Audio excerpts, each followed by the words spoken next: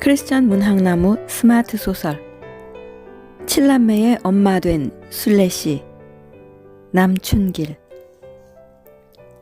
23살 꽃다운 나이에 남편을 잃은 순례는 두 아이의 엄마였다. 돌진한 아들과 3살 딸을 둔 청상 과부 순례는 고기잡이 배를 타고 나갔던 남편을 집어삼킨 푸른 바다를 정신 나간 여자처럼 하루 종일 바라다 보는 것이 일상이 되어버렸다. 어촌 마을엔 남편을 바다에 빼앗긴 여인네들이 꽤 많이 있었지만 순례처럼 어린 과부는 없었다.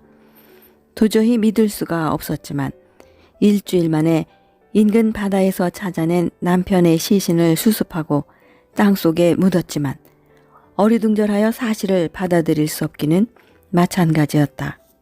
마을 사람들이 모두 모여 장사를 치르고 자리거지 구슬할 때 모두가 눈물바다가 되었다. 노인들도 젊은이도 여자들도 남자들도 울지 않은 사람이 없었다. 무당의 입을 통해 신랑의 혼백은 순례를 얼싸안고 몸부림치며 울었다. 순례야, 너를 두고 발이 떨어지지 않아. 아가들은 부모님께 맡기고 너는 새로운 길을 찾아. 깃 광목 상복에 새끼줄 테두리를 머리에 얹은 순례 자태가 어찌나 애절하게 가슴 저리게 곱기까지 하던지. 시골 여인답지 않게 깨끗한 피부와 또렷한 이목구비를 지닌 순례는 심성까지 고와 남편은 물론 시부모도 애지중지하였다. 시집온 이듬해 딸을 낳고 연이어 아들도 낳았다. 부지런하고 살림 솜씨도 야무져 도무지 버릴 게 없는 안악이었다. 조실 부모하고 친척집에 얹혀 성장했지만 착실한 신랑 만나 어릴 적 부르는 완전히 잊고 살아가고 있었는데 날벼락도 이런 날벼락이 없었다. 어린 것들을 바라보며 마음을 겨우겨우 추슬러 밭일 조개 캐는 일도 열심히 해나갔지만 허수아비처럼 살아갔다.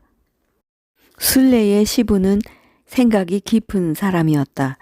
며느리의 나이를 봐도 인물을 봐도 순례가 원하지 않아도 일부 종사를 고집할 수는 없는 일이었다. 거친 일도 마다하지 않고 마음을 다잡는 며느리를 향해 수시로 최면 걸듯 말해 주었다.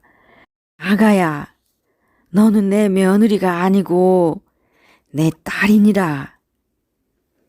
며느리가 자식을 키우며 시부모를 의지하고 살 결심을 굳혔다 할지라도 청상의 세월을 견디게 하는 것이 잔인할 뿐 아니라 남정네들이 순례를 너무 탐내었다.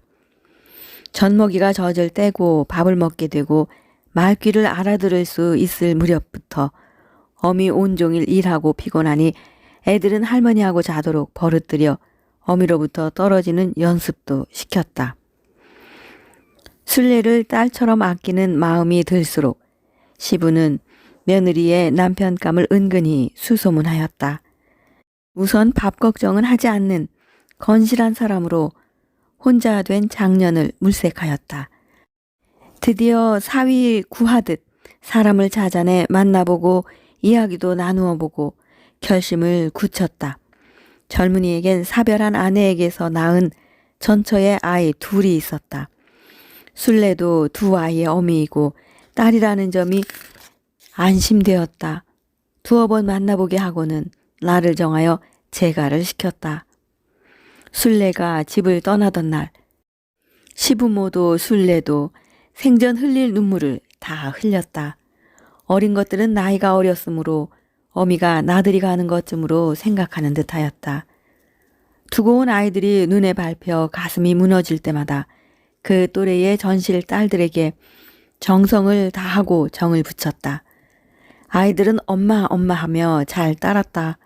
두고 온 아이들이 못 견디게 보고 싶을 때마다 세월이 빨리 가기만을 기다렸다. 아이들이 상황을 이해할 수 있을 때까지는 만나지 않는 것이 좋을 것이라는 시부의 생각과 같은 생각이었다. 과묵하지만 정있고 너그러운 남편이 가끔씩 시부모님을 찾아뵙고 아이들도 만나고 와서 근황을 전해주었다. 고마운 사람이었다. 순례는 농사일 틈틈이 조개도 캐고 굴도 까고 험한 일 마다하지 않고 열심히 살았다. 집안 형편도 늘고 아이들도 3남매나 태어났다. 두고 온 아이들이 고등학생이 될 만큼 10년이 훨씬 지나갔다. 순례는 시부의 허락을 받아 아이들 만나는 날을 가슴 설레며 기다렸다. 옛 시댁 동네로 들어서니 변하지 않은 풍경이 그녀를 반기는 듯 했지만 약속 장소에 아이들은 나오지 않았다. 대신 딸아이가 쓴 편지를 전해받았을 뿐이다. 불러보고 싶었던 엄마, 아직은 만나고 싶지 않아요. 그쪽 아이들이나 잘 키워주세요. 수수알이 붉게 익어가는 늦가을. 이었다. 수수떼가 서걱대며 흔들리는 수수밭에 주저앉아 한없이 울다가 돌아갔었다. 시간이 많이 지나 큰딸과 왕래는 하였지만 살가운 사이는 되지 않았다. 딸아이의 마음속에 남아있는 앙금이랄까. 벽을 허물기가 쉽지 않았다. 큰딸도 결혼을 했다. 주사가 있는 신랑과의 결혼 생활이 녹록하지 않은 딸을 위해 순례 씨는 엄마와 화해하지는 못하더라도 딸이 행복해지기를 간절히 기도했다. 술만 마시지 않으면 한없이 순한 사위는 쌀쌀한 딸에 비해 친근감이 느껴졌다. 가끔씩 전화를 해오는 사위를 교회로 인도하여 술을 끊게 되었다. 딸이 엄마의 깊은 사랑을 느끼게 되니 모두가 평온한 시간이 되었다. 이제 순례 씨도 80이 넘었다. 몸 돌보지 않고 열심히 일한 탓에 허리와 등도 굽고 주름살 가득한 할머니가 되었지만 마음은 훈훈한 온기로 가득하다. 양쪽 집 7남매가 우애 깊고 효심 지극한 자식들로 그렇게 대견할 수가 없다. 하나같이 성실한 아이들은 각자 제 몫의 삶을 잘 살아내고 있다. 사춘기 시절 엄마를 만나주지 않아 가슴에 못을 박았던 큰딸은 양쪽 집 마지노릇을 톡톡히 한다. 집안 행사 때나 엄마를 위한 일이라면 발벗고 나서 총 지휘를 얼마나 훌륭하게 해나가는지 양쪽 동네가 칭찬 일색이다. 고추가 다홍색으로 익어가는 뙤약볕 아래서도 굴 깔아 간 푸른 바다 해변가에서도 순례 씨는 힘든지 모른다. 엄마 또 일 나갔구나. 오늘까지만이야? 자식들의 사랑 섞인 투정 소리가 들려오는 듯하다.